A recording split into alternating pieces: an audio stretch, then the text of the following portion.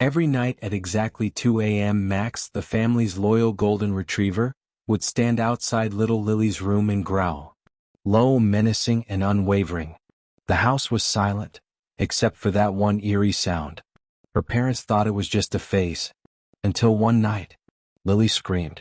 What they discovered would shake their world forever. The Millers had just moved into their new home, a quiet suburban house on the edge of a sleepy town. It was peaceful, with a wide garden for their 6-year-old daughter Lily to play in, and just enough space for Max, their loving golden retriever, to run around. Everything was perfect, at first. Then came the growl. It started the second week after they moved in. Every night, without fail, Max would wake from his bed downstairs and slowly walk to Lily's door. He would sit, stare at the closed door and growl, a deep, rumbling warning. Not a bark. Not a whimper. Just a growl. Emma, Lily's mother, noticed it first. She thought Max must have heard some neighborhood cat. But there was never anything there. Night after night, the growling continued. And Lily? She started waking up with dark circles, saying she felt watched in her sleep. She says there's a man in the corner of her room, Emma whispered to her husband Daniel one night.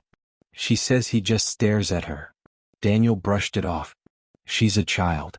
New house, new shadows, it's all in her imagination. But Max didn't think so. Emma started recording the hallway at night.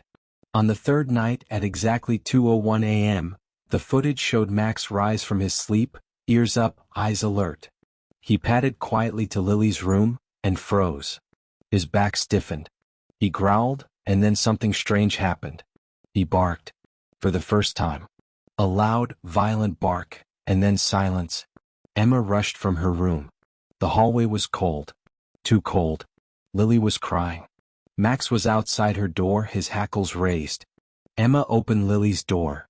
She was huddled under her blanket, trembling. He was here again, she whispered. In the corner.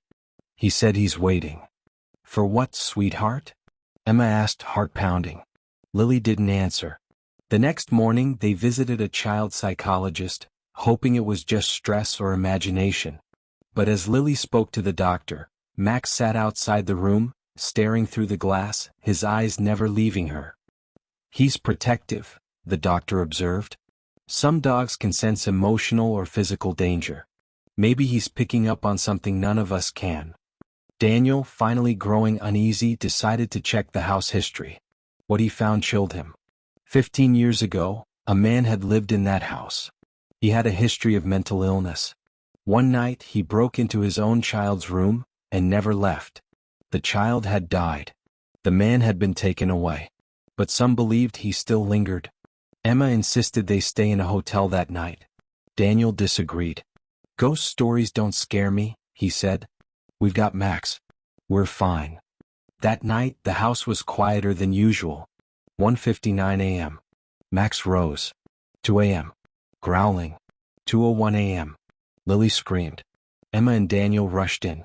Lily was frozen in bed, eyes wide, pointing at the corner. The air was freezing.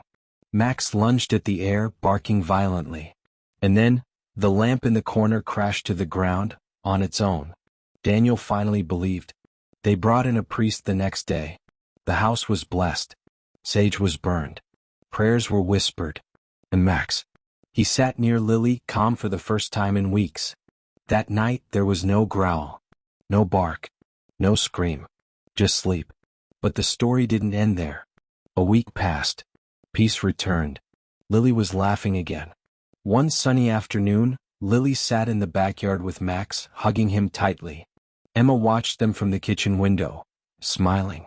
Then her phone buzzed. A message from the vet. Max's test results are in. I'm so sorry. He has a rare tumor pressing against his brain.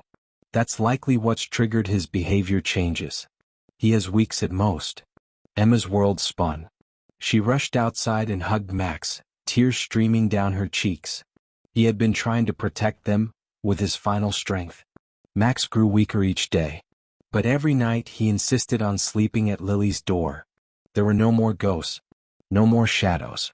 But his instinct to protect, that never faded. One night, Max laid his head against Lily's door, and didn't get up. The next morning they found him there, peaceful, guarding her until his very last breath. Lily placed her favorite teddy beside him. "You can protect him now," she whispered. They buried Max in the garden beneath the big oak tree. Lily visits him every day with a flower and a smile. "Thank you for saving me," she says each time. And sometimes, just sometimes, they say at 2 a.m. you can hear the soft rustle of paws outside Lily's door. But no Growl. Only peace. Some heroes don't wear capes. Some just have fur for legs and a heart that loves unconditionally, even beyond death. If this story touched your heart, share it with someone who believes in the loyalty of animals. Don't forget to like, subscribe, and comment below. Do you believe dogs can see what we can't?